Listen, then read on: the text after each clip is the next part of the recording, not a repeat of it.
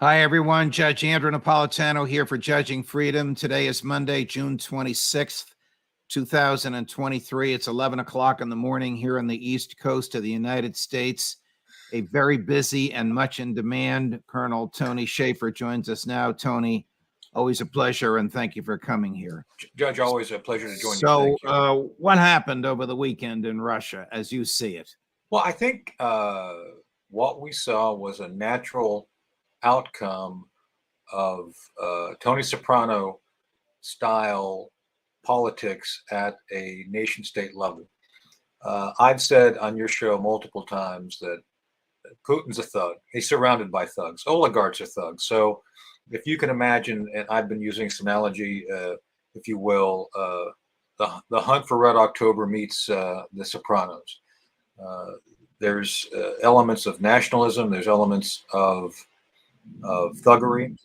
And I think Prigozhin, the ostensible leader of Wagner, was given a lot of rope by Putin because Putin, I think, has a soft spot for him. They came up together from Petersburg, from the time there that they worked together as kind of bagmen.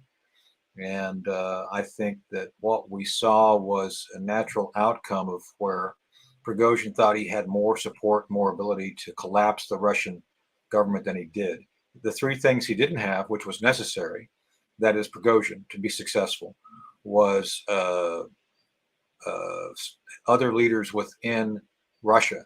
His thuggery, the thuggery had to go along with him. More than a couple of oligarchs had to go along, and nobody did. And then secondly, he had to have the military with him. The military was completely alienated by his antics regarding Wagner. By the way, there's a theory that Prigozhin was yelling for all the resources regarding Ukraine, not so much because he wasn't getting them, it's because he wanted to have a bigger stock to do what he just tried to do over the weekend.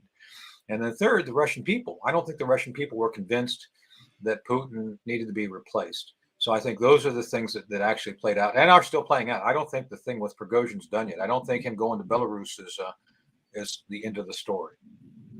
Unless he doesn't come home or comes home in a coffin. Well, I think he's being kept alive because of that very issue. Dead men tell no tales. So I'm just telling you, Judge, these people are thugs. So, you've seen the movies, Goodfellas and all this, that, and the other. It's like, I'm telling you, behind the scenes, all that's going on. And I think the trend, if I were Putin, I'd be keeping Prigozhin alive long enough to verify what his motivations were and if there was any Western interference or engagement by him on this issue.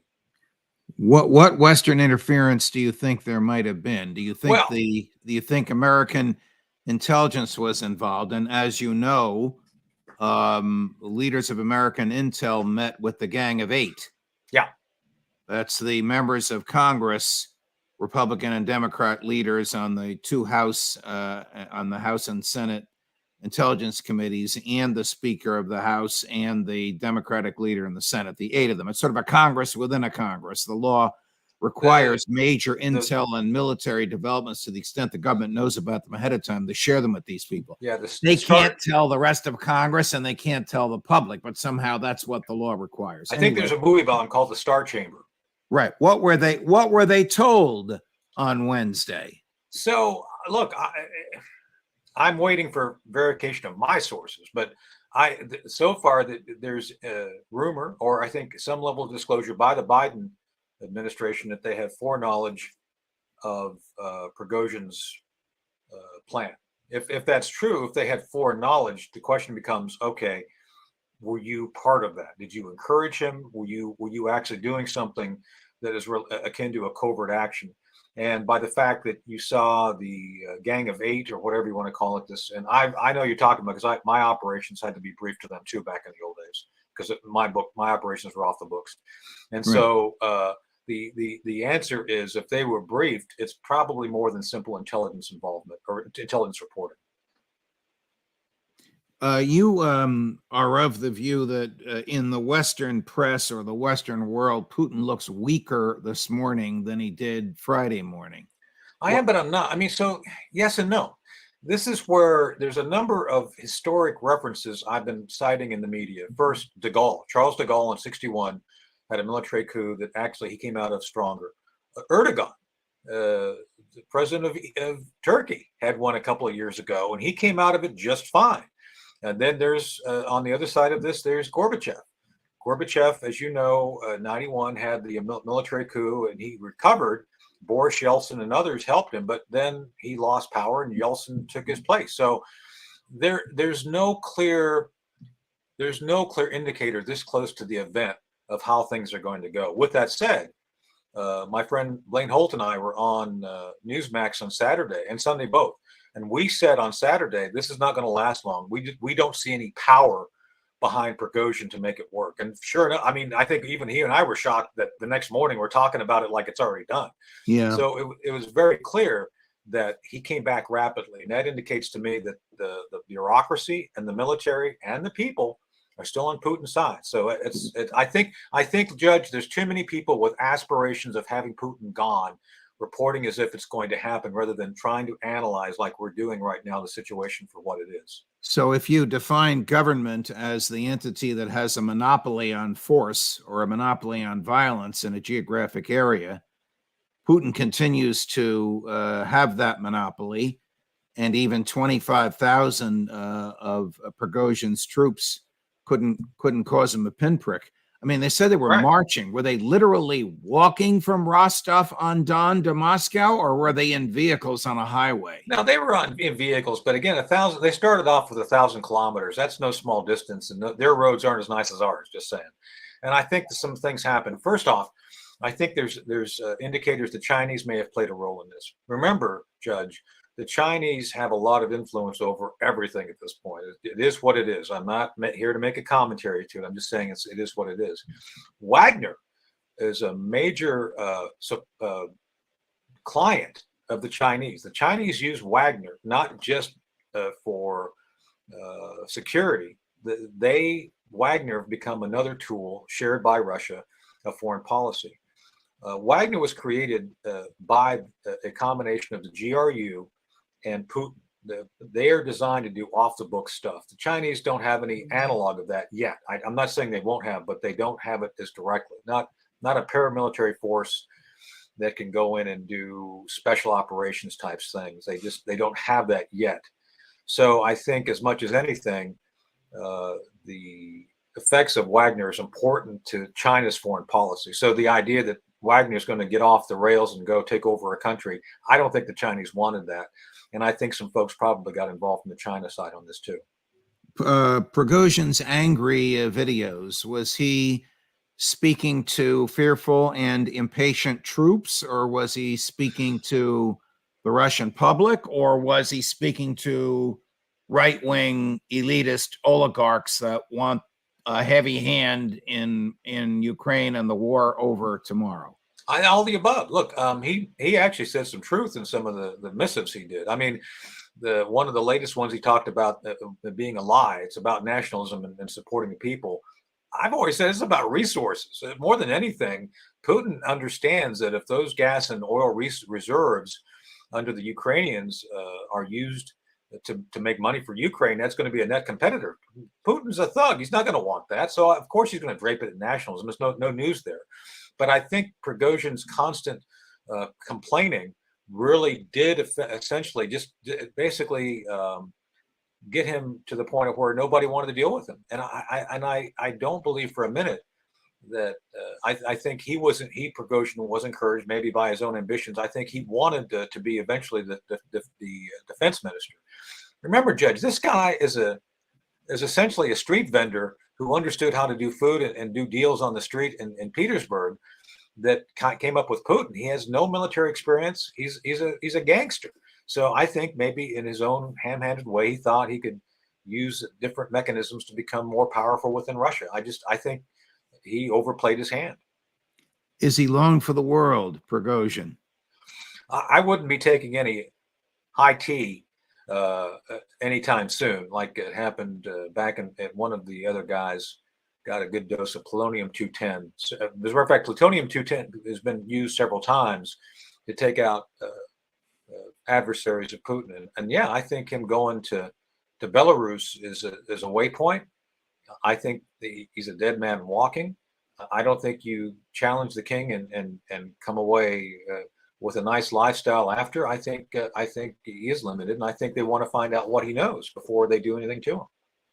I want to play some tapes for you of videos in Rostov-on-Don after Prigozhin's people began their march to Moscow. Actually, after they ended their march to Moscow. These are taken by Patrick Lancaster, who's an American video journalist who's been on the show. He's an independent videographer. He actually gets to talk to Prigozhin in Russian. So I will read aloud the subtitles so those absorbing Judging Freedom audio only can make the most of it. It's 3 clips. We're going to run them back to back to back, and then we'll ask you what you think. Sure.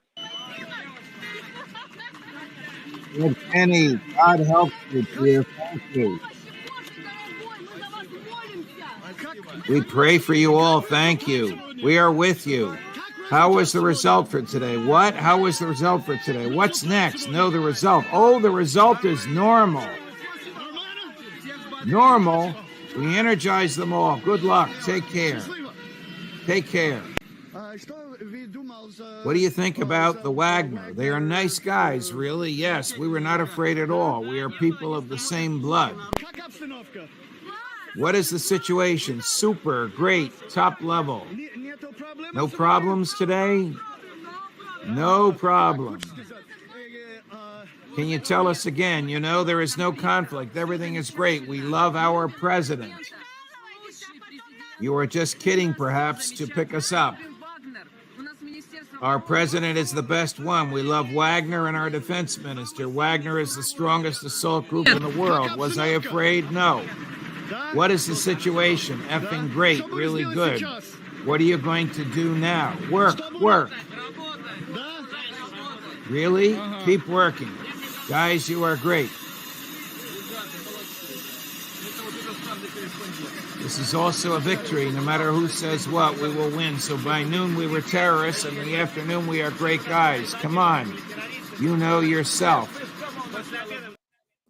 At noon, they were traitors, and by sundown, they were great guys.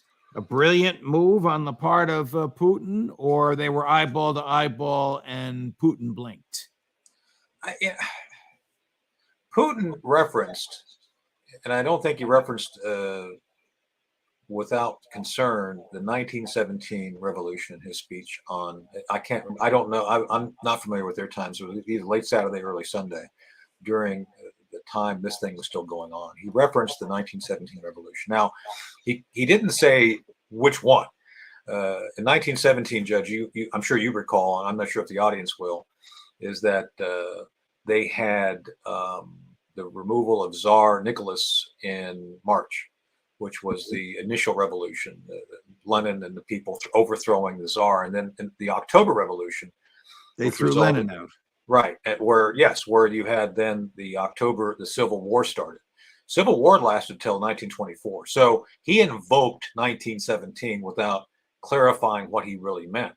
And I think the warning, my interpretation was, you don't want chaos. You don't want chaos. And I think that's what people were like, oh, yeah, we really don't want chaos.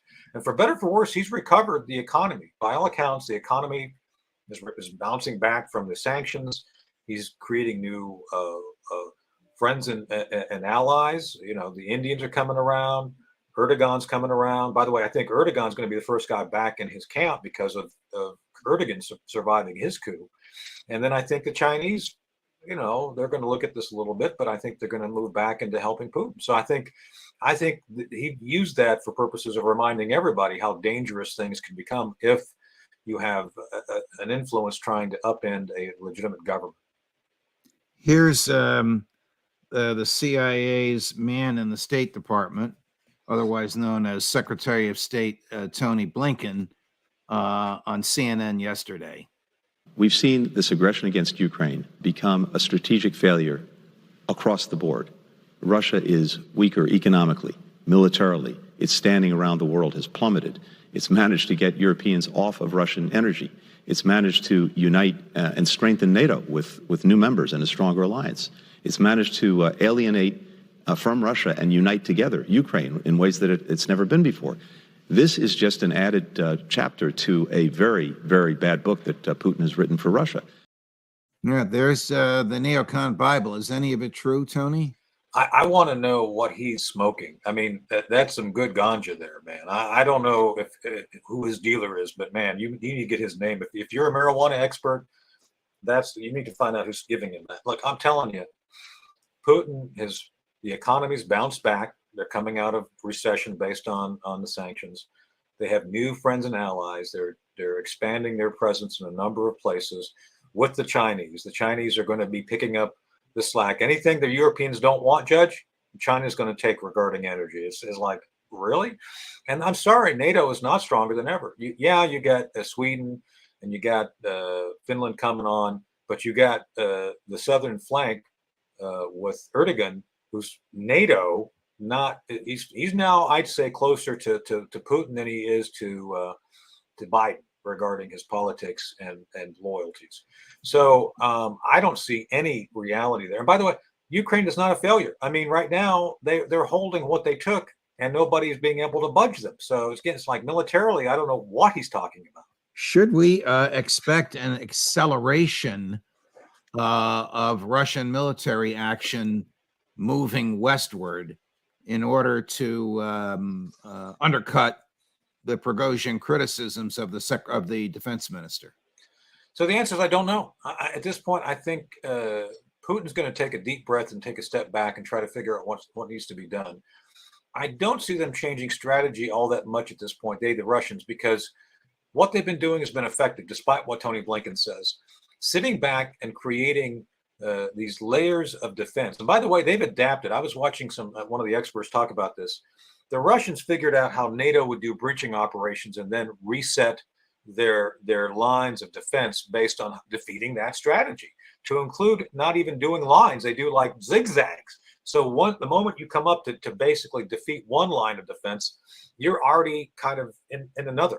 So it's and then plus they've understood that Ukraine has a lot of drones. So they figured out how to make it hard for the drone. So I'm just saying that I think the Russians have a good, again, I'm not pro-Russian. Let me be very clear on this. I'm not pro-Russian, but I think the Russians have developed a very effective strategy for defeating the offensive elements of Ukraine at this point in time. And I don't think they're going to change that.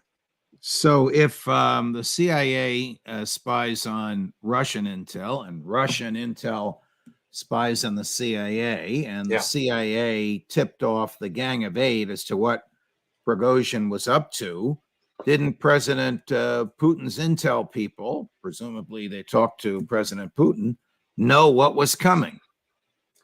Well, spy versus spy stuff is always complicated. Look, I was just talking to some of my You were in colleagues this business, Tony. You know I know exactly what this is like. Yeah, and as my old friend Jerry Doyle used to say, it's a wilderness of mirrors, and he's right.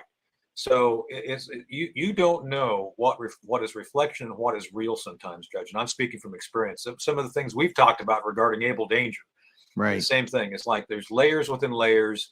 There's intrigues within intrigues. And the answer is, I just don't, we're too close to the event for me to give you an honest answer of how much anybody knew. I think we'll know more over the next few days. But yeah, I think the FSB, KGB, whatever you want to call it, probably had some level of insight that something was coming. And I think Putin may have quietly prepared for it because, I mean, obviously when it happened, the people scrambled, they moved out of the way. But again, the flash to bang time, the time from the event to the resolution was less than 24 hours pretty much. And that's extraordinary for an attempt at basically an insurrection.